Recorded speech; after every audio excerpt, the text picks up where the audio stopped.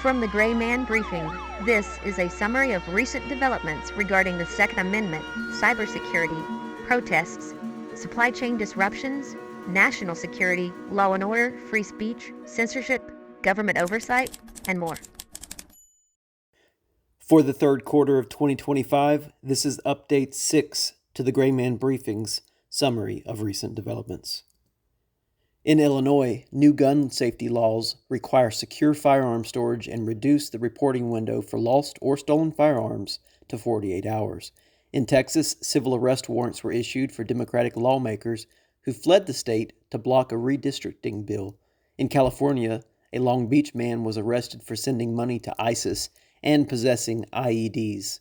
In Tennessee, a man with anti-government beliefs was arrested with 14 IEDs and charged with attempted murder. In Minnesota, a cyberattack shut down the city of St. Paul and triggered a National Guard deployment. And 16 states, including Washington, D.C., led by New York, filed a lawsuit against the Trump administration over investigations into gender-altering surgeries for minors.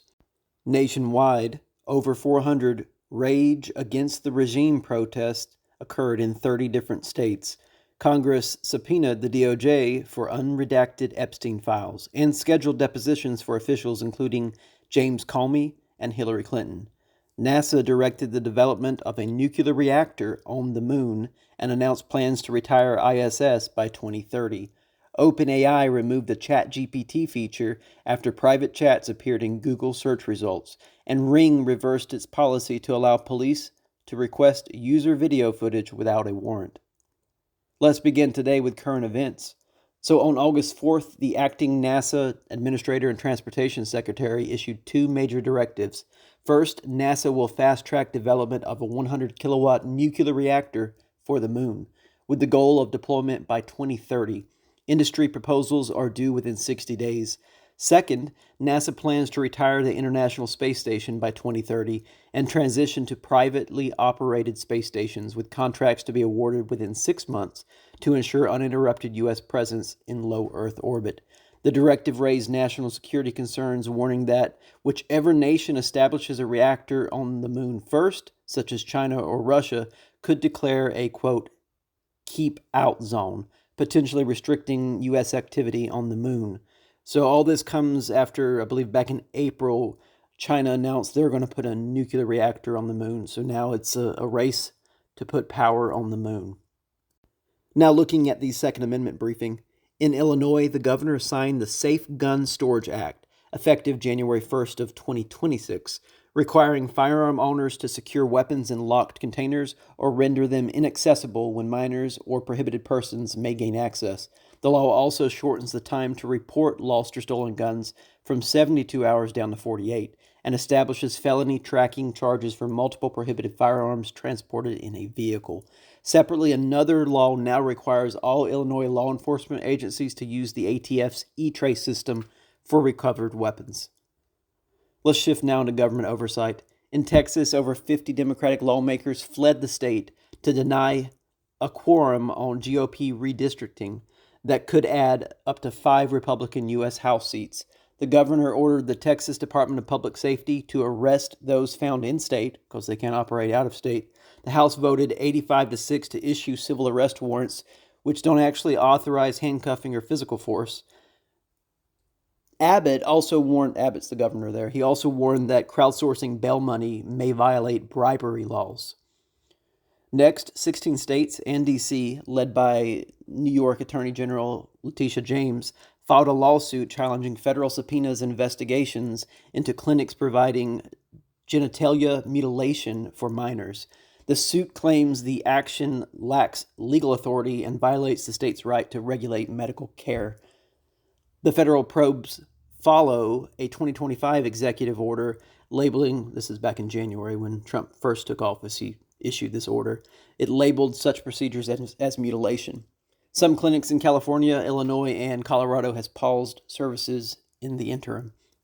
On August 5th, the House Judiciary Committee issued subpoenas to the Department of Justice, or actually to the Attorney General, Pam Bondi, demanding unredacted DOJ records related to Epstein and Maxwell, including documents on human trafficking, minor exploitation, abuse, and Epstein's death, along with communications from the Biden White House.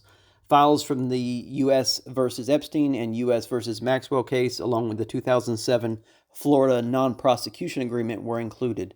Redactions were limited to victim data or legally restricted content. So the House committee said redactions are acceptable, but only under those conditions. Depositions were also ordered for former Attorney Generals Garland, Barr, and Sessions, Lynch, Holder, and Gonzalez. Former FBI Director Comey also got a deposition order, along with Mueller, the former special counsel, Hillary Clinton, and Bill Clinton. Additionally, the DOJ is reviewing whether or not to release audio and the transcript from that July interview, those 2 July interviews with Maxwell, during which she allegedly named 100 individuals linked to Epstein. The DOJ also seeks to unseal related grand jury transcripts. And a mainstream media outlet digitally reconstructed the Special Housing Unit, or the SHU, where Epstein was held, and analyzed DOJ-released surveillance footage. Contrary to official statements, Epstein's cell and stairwell were off-camera, making it possible for individuals to enter unseen. An orange figure is seen ascending the stairs in the video. First, it was dismissed as an officer carrying linens, but now later suggested by forensic experts to resemble an inmate in an orange jumpsuit. A visible mouse cursor is seen on the footage, which implies it may be a screen recording rather than raw video. Although only 2 guards had keys, others appeared in the tier without them being present. Footage from the elevator and guard desk reportedly exists, but has not been released.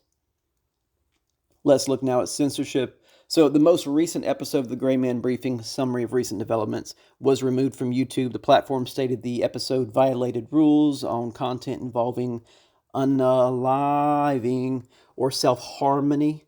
The podcast had discussed recent mass casualty events, including cases where suspects reportedly ended their own beehives. The episode remains available on thegraymanbriefing.com. Moving into natural disaster, a powerful 8.8 magnitude earthquake struck near Russia on July 29th. It is tied for the 6th strongest earthquake ever recorded globally. The quake triggered tsunami advisories in Alaska and a watch in Hawaii, with expected waves reaching up to 9 feet in some areas. Alerts were also issued for the U.S. West Coast, and emergency officials monitored wave arrivals and coordinated response efforts across multiple regions. Looking now at the civil unrest briefing, pro-Iranian, pro-Palestinian, anti-Trump, and LGBT protests remain ongoing. Of course, join the Gray Man Briefing to get these updates in real time. And also, on August 2nd, over 400 Rage Against the Regime protests were scheduled across 30-plus states. This is part of the 50501 movement, which is supposed to be taking place in all 50 states. We tracked, the Gray Man Briefing tracked about 30.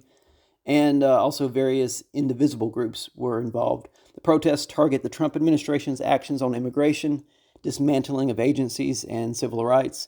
Organizers also cite the suppression of Epstein case files as a key grievance, hoping to unite participants from both Democrat and Republican backgrounds. So they're trying to use this Epstein thing also to pull in conservative support for their anti-Trump agenda. Around 25,000 people participated. Moving into law and order, Ring, the doorbell camera security system, which is owned by Amazon, reversed a 2024 policy and now allows law enforcement to request video footage through a new partnership with Axon, who's the maker of taser devices. Police can ask users directly for footage via Axon's digital platform. Requests don't require warrants, but users must opt in. Those who decline are not identified. Anti-police outlets have been posting like misleading headlines such as Ring to release home videos to police without a warrant. That's really not what's happening here. The policy permits law enforcement to contact users through Axon's digital evidence platform to request footage, of course, without a warrant. It's a request. Users are allowed to opt in or decline these requests, and those who refuse are not identified to law enforcement. Privacy advocates claim this policy allows police to access citizens' video without a warrant and warned that despite the opt-in structure, the system may pressure users into compliance, reintroducing risk of over-policing and surveillance creep. However, there's no obvious overreach or surveillance in this policy shift. It's merely a way to streamline law enforcement's ability to investigate crimes through a request for assistance feature. Requests must be linked to open cases, and they're geolocation-based to maintain anonymity for those who decline. Videos are encrypted upon delivery, and police are not able to access your videos or learn that you even have an active Ring camera without your explicit approval.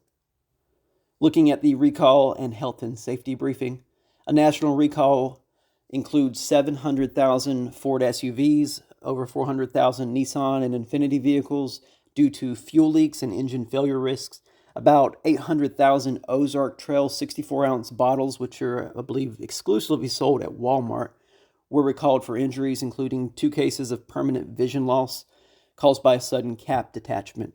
Around 17,000 Leatherman Charge Plus multi-tools were recalled due to an exposed knife tip posing laceration hazards.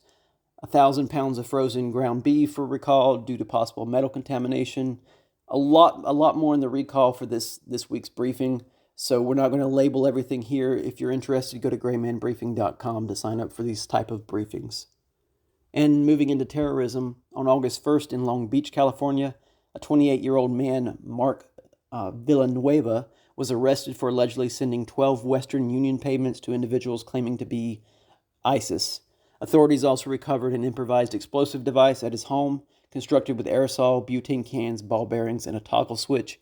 He faces 1 count of attempting to provide material support to a designated foreign group, terrorist group, with a possible sentence of up to 20 years. And looking at major crime, on August 1st in Old Fort, Tennessee, Kevin O'Neill was arrested after allegedly trying to detonate an IED during a search warrant of his home. Authorities found 14 devices, including one that was smoldering and active when they arrived. They charged him with 11 counts of attempted first-degree murder, weapons violations, and possessions of explosive components. His online post references conspiracies, Wiccan rituals, and electronic torture. He was anti-government ideologies, possibly sovereign citizen related. Moving into national security, an internal memo dated July 21st, reportedly authorized by DHS liaison Philip Hegseth, that's Pete Hegseth's brother, documented a high-level meeting between DHS and DoD officials, including the Secretary of Defense and Joint Chiefs Chairman Dan Kane.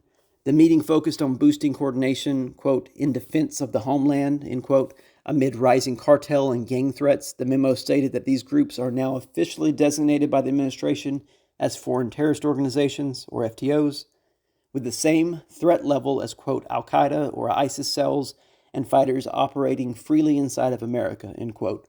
Key takeaways included cross-embedding personnel between the DoD, ICE, and Custom and Border Protection to enhance planning, intel sharing, and domestic security missions, such as those already in progress in LA. The memo also emphasized DoD's expected logistical support, respect for legal boundaries, and a joint mission to, quote, make America safe again. It concluded by urging a focus on how the DoD can better support DHS, quote, during the next instance of LA-type operations, end quote. The DoD has not confirmed or commented on that memo. President Trump ordered 2 U.S. nuclear submarines repositioned in response to remarks made by a former Russian president who now serves as the deputy chairman of the Russian Security Council. The Russian official said, quote, Trump's playing the ultimatum game with Russia, 50 days or 10. He should remember 2 things. Russia isn't Israel or even Iran. 2, each new ultimatum is a threat and a step towards war, not between Russia and Ukraine, but with his own country, end quote.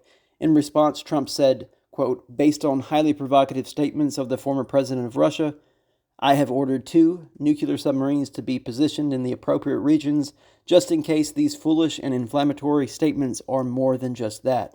Words are very important and can often lead to unintended consequences. I hope this will not be one of those instances, end quote.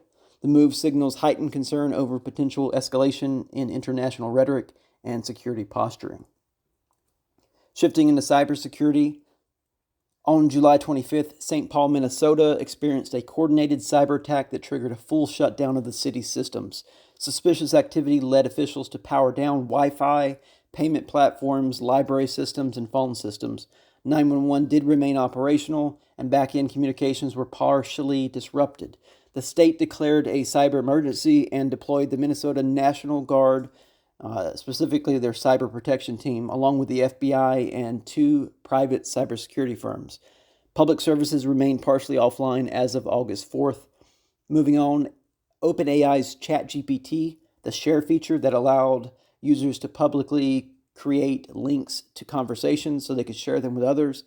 A secondary discoverable toggle made those links indexable by search engines, unintentionally exposing thousands of private chats containing resumes, contact info, confidential plans, you name it.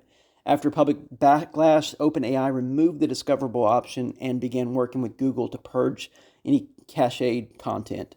Some conversations may still appear temporarily in search results.